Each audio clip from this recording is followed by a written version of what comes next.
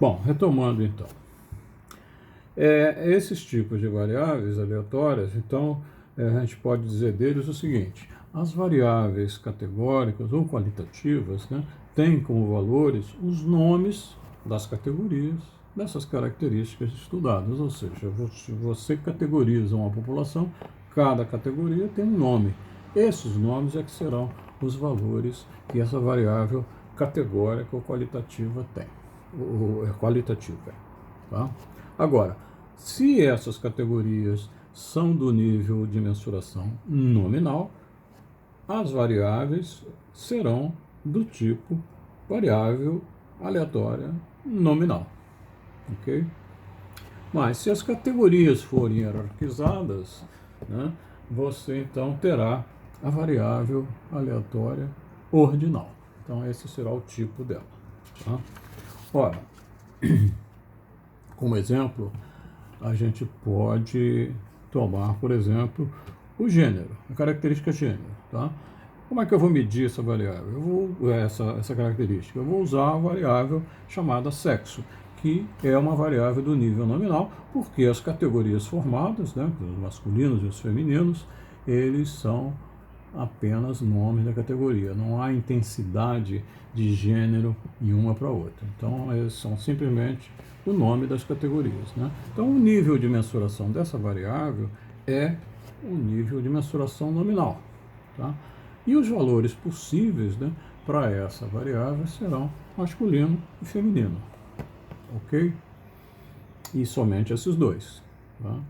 Eventualmente, se você está numa outro tipo de discussão teórica sobre a questão de gênero, você pode ter alguma outra configuração desses valores possíveis, mas aí é outra teoria, não essa teoria usual biológica, né, de dois gêneros. Bem, outra característica, por exemplo, a gravidade de uma doença. Tá? A gravidade da doença de um paciente, por exemplo. Como é que eu vou medir isso? Eu preciso, por exemplo, de medir, né, de ter a variável chamada estágio da doença. E esse estágio da doença vai me refletir a gravidade dessa doença. Tá? Então, nesse caso, essas variáveis, quer dizer, essas categorias, como isso tem uma ordenação da menor, né, da menor gravidade para a maior gravidade, você então vai estar com um tipo de variável que é do nível de mensuração ordinal. Tá? Então, por isso, essa variável é uma variável ordinal. Tá? E os valores possíveis dela são, por exemplo, esses três aí. O estágio inicial, o estágio intermediário e o estágio terminal, no caso. Tá? Bom, eventualmente, se você estiver trabalhando com outro tipo de escalonamento, né, de estagiamento das doenças, você pode utilizar então uma outra variável que teria um outro conjunto de resultados possíveis. Mas, por exemplo, dentro de um outro foco teórico que você estivesse. Mas nesse exemplo aqui, o foco são esses três níveis e no caso aí já bastaria para o estudo. Ok? Bom, as variáveis numéricas ou quantitativas, né, têm como valores os números que vão corresponder à grandeza das características, né, estudadas em cada uma das unidades estatísticas, né, da população. Se o conjunto de valores possíveis for um conjunto discreto de números, então a variável vai se chamar variável aleatória numérica discreta. Tá? Se os valores não compuserem um conjunto discreto, né, se o conjunto de todos os valores não compuserem um conjunto discreto de números, então você vai dizer que o conjunto de resultados forma um conjunto contínuo de resultados, né? E a variável vai se denominar variável aleatória numérica contínua. Ok? Bom, essa forma de definir conjunto contínuo é bastante rala, quer dizer, para que a gente pudesse mesmo discutir a continuidade, a gente teria que entrar em considerações mais teóricas, né? Mas para o que interessa para a gente aqui é a classificação da variável ou como discreta ou como variável contínua. Ou seja, em princípio, se não for discreta, ela é contínua. Tá?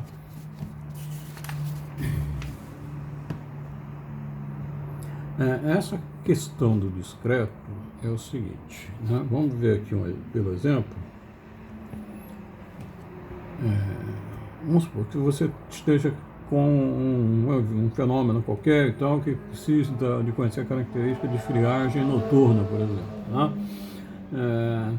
Essa variável numérica, para captar essa friagem noturna, pode ser então a temperatura, né, medida aí em graus Celsius. Né? Essa variável, os valores, a grandeza da variável tem uma unidade, no caso aí, graus Celsius. Tá? Evidentemente, a gente já viu que essas temperaturas, né, são do nível de mensuração intervalar. Né? Por que intervalar? Porque o 0 graus Celsius é uma temperatura como outra qualquer. Ele não é a origem das temperaturas. Tá? Bom, os valores possíveis, então, para essa temperatura, né, que valores serão? Né? Poderão ser valores negativos, valores positivos, valor zero, etc. Então, todos esses são valores possíveis. Então, por isso que a gente, como não tem um limite, vamos dizer assim, lógico, né, nem para valores abaixo de zero, nem para valores acima de zero, a gente então é obrigado a dizer que o conjunto de valores possíveis da temperatura vai de menos infinito a mais infinito. Tá? Bom, e tipificar como esse conjunto, né, dos números reais, né, de menos infinito a mais infinitos, ele é um conjunto contínuo, então a gente vai dizer que essa variável é uma variável aleatória contínua, ok? Bom, um outro exemplo é o tamanho da prole, né? A característica do tamanho da prole das famílias, se estiver estudando uma população de famílias. Né? Aí a gente pode, para ver esse tamanho da prole, né, a gente gostaria então de mensurar o número de filhos de cada família. Tá? Então, certamente, isso vai ser uma variável numérica, porque é a quantidade de filhos de cada família. Então, isso é expresso através de um valor numérico. Né?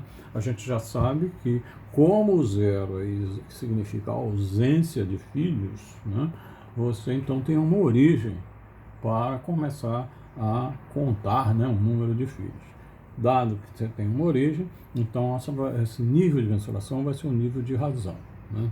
Bom, esses são os valores possíveis de você encontrar numa medida dessa. Né? Uma família pode ter nenhum filho, quer dizer, são só o casal e sem filho nenhum. Então, eles teriam 0 filhos, certo? Pode ser que eles tenham um filho só, pode ser que um casal tenha 2 filhos, 3 filhos, 4 filhos, 5 filhos e tal. E onde é que para isso? Né? A gente já sabe que valores negativos não é possível, por isso que começa no 0. Tá? Agora, por que a gente não tem um limite superior para isso? Né? Nós temos que ver o seguinte, não há nenhuma justificativa lógica para que não possa ser mais um. Se eu disser que, não, o máximo é 15, não tem uma justificativa lógica para que eu não possa dizer que possam ser 16. Tá ok? Bom, então, aí surge uma diferença entre o que é possível, né, e a medida desse possível. Né? A gente vai usar o termo probabilidade, né, e depois a gente vai estudar isso. A probabilidade nada mais é do que a medida da possibilidade de um resultado ocorrer. Tá? Então, um resultado pode ser possível, mas ser muito pouco provável ou nada provável, entendeu? Então, essa ideia de não fechar aí é porque você não consegue limitar logicamente, mas você tem essa perspectiva de que ou a coisa é possível ou a coisa não é provável. Ela é possível, mas não é provável de você observar, ok? Ou muito pouco provável e tal. Por isso, mantendo essa ideia de esse sem fim aí, né? 1, 2, 3, 4, aqueles 3 pontinhos significa 5, 6, 7, infinitamente. Mas esses números estão de uma tal forma que entre quaisquer dois valores possíveis, por exemplo, entre 2 e 3 filhos, você não consegue nenhum outro número que seja valor possível para a variável. Ninguém tem 2,8 filhos. Ou tem 2, quer dizer, nenhuma família, né? Ou a família tem 2 filhos, ou a família tem 3 filhos. Você não vai poder chegar na população de famílias e encontrar uma família com 2,8 filhos, por exemplo. Tá? Então, por isso, esse conjunto de números só assume alguns valores numéricos, né, do conjunto de números. Tá? E esses valores são tais que, entre quaisquer dois valores consecutivos, não existe nenhum outro número real que seja valor para essa variável. Por isso a ideia de discreto. Tá? Então o conjunto seria discreto por conta disso daí. Tá? Ou seja, entre dois valores consecutivos possíveis, não existe nenhum outro número que possa ser valor para essa variável. Tá? Agora, quando o conjunto é contínuo, entre quaisquer dois valores possíveis, você tem infinitos outros resultados possíveis. Ok? Bom, uma variável numérica contínua, ela pode ter o seu uso discretizado. Mas nem por isso ela deixa de ser uma variável contínua. Ok? Por exemplo, se usualmente a gente costuma registrar a idade das pessoas, né, em anos inteiros. Né? A pessoa tem 20 anos, 30 anos, 32, 45, 68, sei lá o que for, mas sempre, em geral, a gente usa números inteiros. Mas não é esse arredondamento que vai retirar a condição de continuidade da variável. Se você quiser representar por valores quebrados, vamos dizer assim, né, você pode representar, depende da tua necessidade. Ok? É possível, porque vamos dizer assim, o tempo não para, a idade não vai aos soluços, ela vai continuamente. Aí você corta e usa discretamente como uma questão mais, vamos dizer assim, confortável para você. Né? Há situações que não há necessidade desse detalhamento, né, muito profundo do arredondamento da variável. Tá?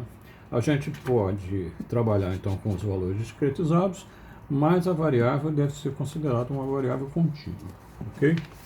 Bom, esses valores das variáveis, todos eles desses tipos, né, vão formar aquilo que a gente conhece com o termo de dados. São os dados da variável tipificam, né, se tipificam de acordo com o tipo que a variável se refere. Quer dizer, os dados, no fundo, são todos os valores, né, os dados de uma variável obtidos na observação de uma população ou de uma amostra da população, eles são o conjunto de dados. Aí poderão ter valores repetidos em função de são unidades estatísticas diferentes, etc. Mas o conjunto de todos os dados, né, obtido de todas as unidades, vão ser os dados dessa variável naquela mensuração. Tá? Bom, eles vão ser do tipo nominal, que os dados também são chamados de dados nominais, se as variáveis forem nominais. E serão ordinais se as variáveis forem ordinais. Tá? Se as variáveis forem numéricas, esses dados serão numéricos. E como elas, serão dados discretos, dados contínuos. Ok? O conjunto de todos os valores de uma variável observada na população, ou em parte dela, né, se a gente estiver trabalhando com uma amostra, formam um conjunto de dados obtidos daquela variável naquele fenômeno. Tá? Esses dados obtidos de todas as variáveis pesquisadas na população ou na amostra, né, pode e deve ser organizado em uma planilha eletrônica, em geral do Excel, né, que a gente usa, e a essa organização a gente costuma chamar de banco de dados. Tá? Então, com isso daí, variáveis e dados, especialmente as variáveis, a gente pode fechar aquele nosso quadro dos níveis de mensuração, onde para cada nível eu tenho o tipo de variável própria daquele nível. Tá? Então, tem no nível nominal as variáveis nominais, no nível ordinal as variáveis ordinais, e nos níveis intervalar e proporcional, ou de razão, a gente tem então as variáveis numéricas. Ok? Bom, eu encerro aqui e nos vemos aí no próximo encontro, no próximo vídeo. Um grande abraço a todos.